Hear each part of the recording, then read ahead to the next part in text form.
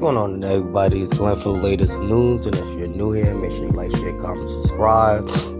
We're gonna get into Monday Night Raw this past Monday. It was, man, this show was hard to get through. This show was fucking trash. I ain't gonna hold you, man. We started off with Seth Rollins, man. I don't know what they doing with his faction. I just don't know what they got planned for Seth Rollins and hell, even Braun Breaker and Big Bronson Reed. But it's like, where are they going with it? It's just like, it feel like it's like on a treadmill. It's moving, but it's just not going anywhere. Like, I don't know. I know he mentioned, CM Punk and the likes of Goldberg and the challengers, but it's just like, what's going to be the payoff with this whole Seth freaking Rollins thing? And we all know he gonna end up winning with the briefcase.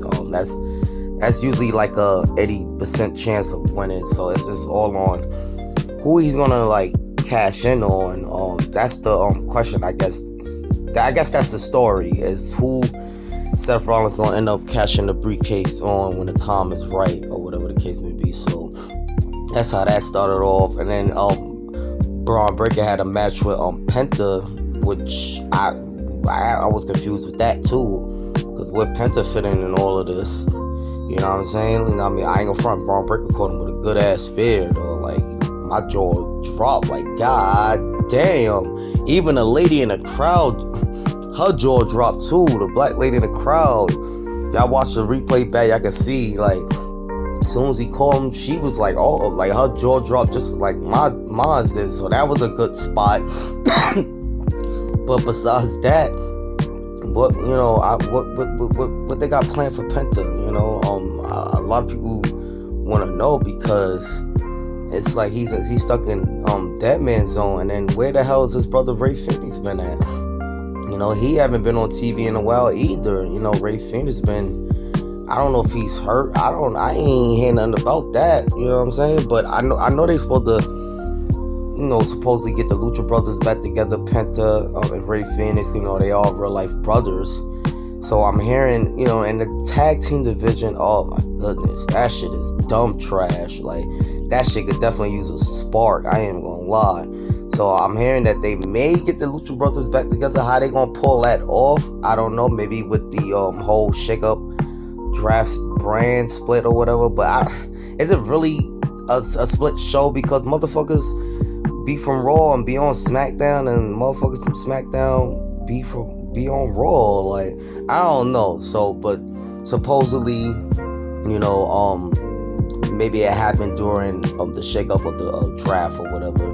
That's supposed to take place in, I don't know when that's supposed to take place. Maybe 2 weeks. I'm not sure. But yeah, the WWE Tag Team Division could definitely use a spot. But where the fuck is the New Day? Where is the Street Profits? Like, what the hell is going on? Like I just don't know. So yeah, that could definitely be sparked up.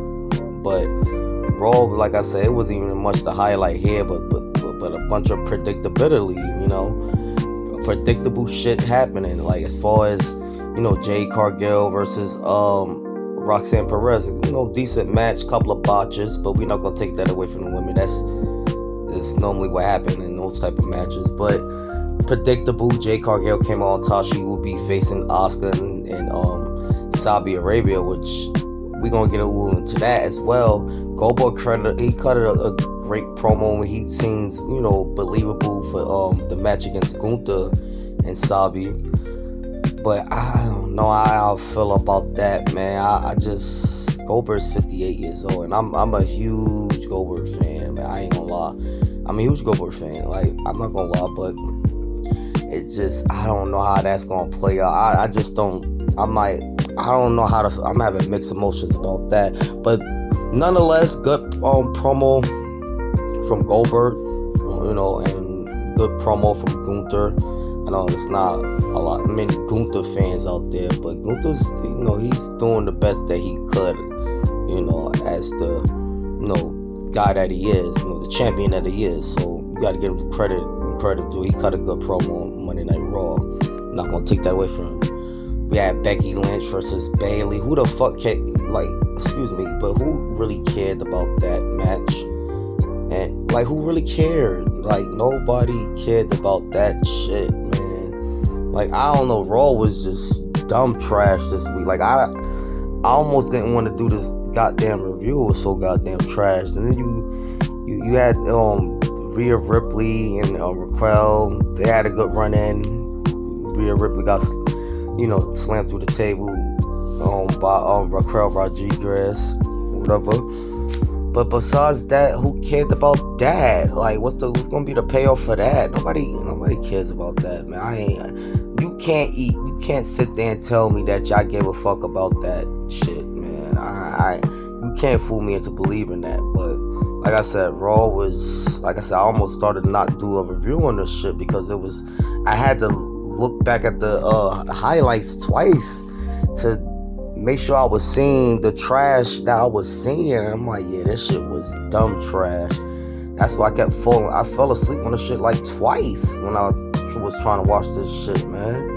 I don't know what WWE's been doing, but what I also like to point out though, we got Sami Zayn versus Karrion Kross. They had a backstage segment or whatever.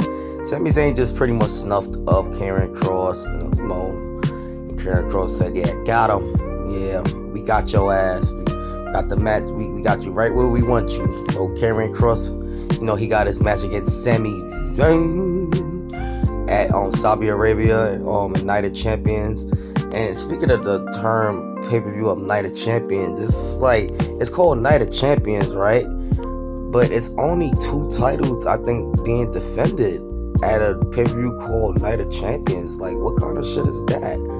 I remember when the Champions first started, you know what I'm saying? Like, the shit, every title was on the line. No title was excluded from that pay-per-view. Whenever they went to that pay-per-view, no title was excluded. So I don't even know what this shit is all about. I know Dirty Dom, he was scheduled to have a match with the phenomenal AJ Styles, but it's unclear which one of those guys. I heard it was Dirty Dom. He supposedly got an injury, so that's why he couldn't make it.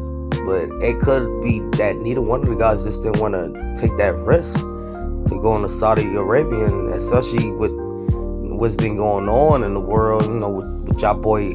Yeah, I'ma say y'all boy. I mean, he kind of my boy too, kind of, not too much. Your boy Donald Trump, man, he be doing too goddamn much, man, and got these people ready to drop a bomb missile on our asses. So I can understand why the talent could be a little shaken up, scared. I'm like, nah, fuck that. I ain't going. It ain't worth my life or whatever the case may be. So that's like, they still supposedly they already out there. The talent. I think they reached out there just today though. Yesterday. So they already out there, cause I know tomorrow night's tonight's SmackDown is supposed to be airing out there. I think it's a taped show though, so they probably doing the show right now, and it's gonna just, I think, air tomorrow. That's what I heard. It's not even it's gonna be a live show. It's gonna be like a pre-record show, or maybe they already did the show and they just gonna air it tomorrow, because the the talent had to travel or whatever, and I know it's like a few hours to get out there. I'm not even too sure. You guys let me know in the comment section how long it take to travel from the US to Saudi Arabia. I know it's like at least 15 plus hours, and I could just only imagine the whiplash or whatever they going through, or not whiplash, that's dumb. Jet lash, I'm sorry, jet lash from being on the plane for so many hours, so yeah. But like I said, it wasn't really much to highlight on Raw. Like, it just, how y'all go from John Cena and the pipe bomb 2.0 to no John Cena and no CM Punk, man. Like, how y'all go from that to this boring ass, show that we had on Monday, man. Like, it was just disappointing. I ain't even gonna lie. I was just so disappointed in the show this week, man. I get this shit like a 6, 5. This, like, I'm not even gonna count Jay and Cody's match, because that shit was predictable as well. And then they are both baby faces. They both baby faces, man. Like, we didn't know who the fuck to cheer for. Like, what are we doing here, man? And we all knew Cody wasn't gonna lose that match, against no Jey Uso. Like, well, it could have happened, but returning Cody Rhodes on a mission, hell no. And Jay just had, he just not too long ago just had his moment already. He dropped the ball or whatever, but he just recently had his moment. We gotta returning Cody Rhodes here. Now the question is between the match with Cody and Randy, or what that's what's gonna end up happening. We're gonna get Cody versus Randy in that Night of Champions. That's what everybody believes. That's what I believe as well. Now, supposedly, it may be a heel turn. It may be a heel turn between Cena and well, I don't know, man. It'd be a bad time to turn CM Punk heel. So I'm not too sure about that. But as far as like Cody, he already mentioned it in like a video like after a while he's gonna eventually turn heel himself, but that's like still up in the air as right now, because he just returned, and then he's gonna like I said, he's gonna end up going against Randy Orton and in the finals for the King of the Ring shit or whatever they going for. And it's just, I don't know, man. It's just, this Raw was like, I got tired of this shit, put me to sleep. Like I said, I almost didn't do like no review on this shit because it was so whack. But the cards for Night of Champion is, some decent cards on the show. Got Solo Sikoa versus Jacob Fatu for the United States Championship. That's one title match.